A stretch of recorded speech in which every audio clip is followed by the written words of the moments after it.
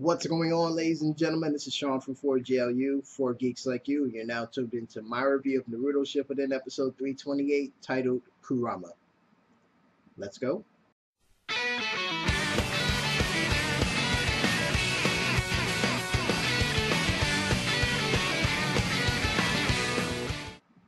So you pretty much know when an anime starts with a flashback that you're pretty much going to be fucked throughout the remainder of the episode.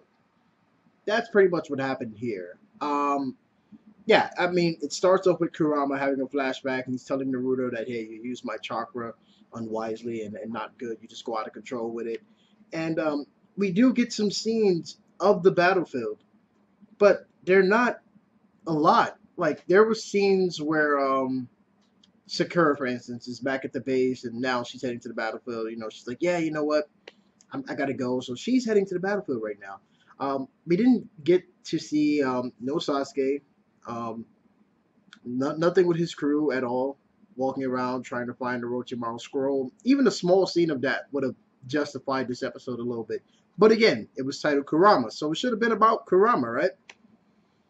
No, there were flashbacks mainly of Naruto. And yes, Naruto is one with Kurama, so technically it is about Kurama per se. But, you know, even though Kurama is inside of him and they had flashbacks about Naruto, none of the episodes focused on Naruto using Kurama's chakra, um, except for mainly one, and that was when he did the multiple shadow clone jutsu in the first episode. You can say that he tapped into Kurama's chakra, but when I say Kurama's chakra, I mean the actual aura or the portrayal of Kurama coming out around Naruto. I didn't see any of that in the clips. This episode could have been titled Naruto, and I would have been like, all right, yeah, that makes perfect sense.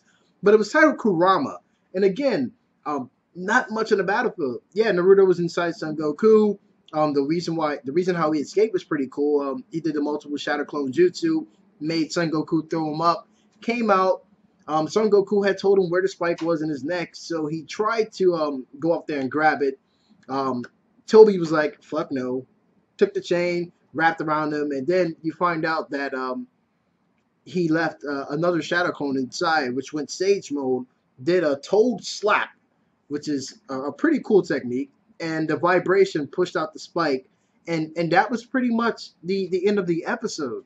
Yeah, like I said, it was mainly flashbacks. A whole bunch of, like, I can say like more than 5 minutes of this episode is full of flashbacks. Yes, they showed one of my most favorite scenes where Naruto did the Rasengan to Kabuto. I definitely love that scene. That was like one of my favorite scenes back in the original series. But I don't need to keep seeing that. We've seen all of these flashbacks tons of times throughout this Shippuden series, and it's like, well, stop trolling us. Seriously, stop trolling us, man. I literally could have, had this episode playing, went around the house and did whatever I had to do, then come back and be like, okay, pretty much, I know what happened, because not much happened. And again, like, not much was focused on Kurama or Naruto using Kurama's chakra.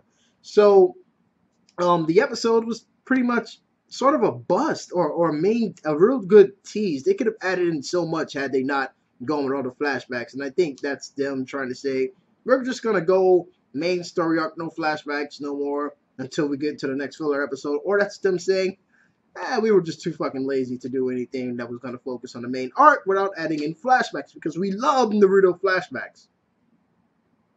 So, what would I give this episode? I would definitely give it a 3 out of 5. I really didn't enjoy it, and it was sort of not making sense with the title named Kurama and not really focusing on Naruto using Kurama's abilities or Kurama at all as a character. So, yeah, 3 out of 5 for me. I would like to say that, do you notice that they're making some of the characters a little bit stronger than what they actually are in the manga? Like, even though it was a small clip, you saw Kakashi block the Jinchuriki, right? I mean, we did see that, right? And it's in its sort of transformed state or chakra mode state. We did see that, right?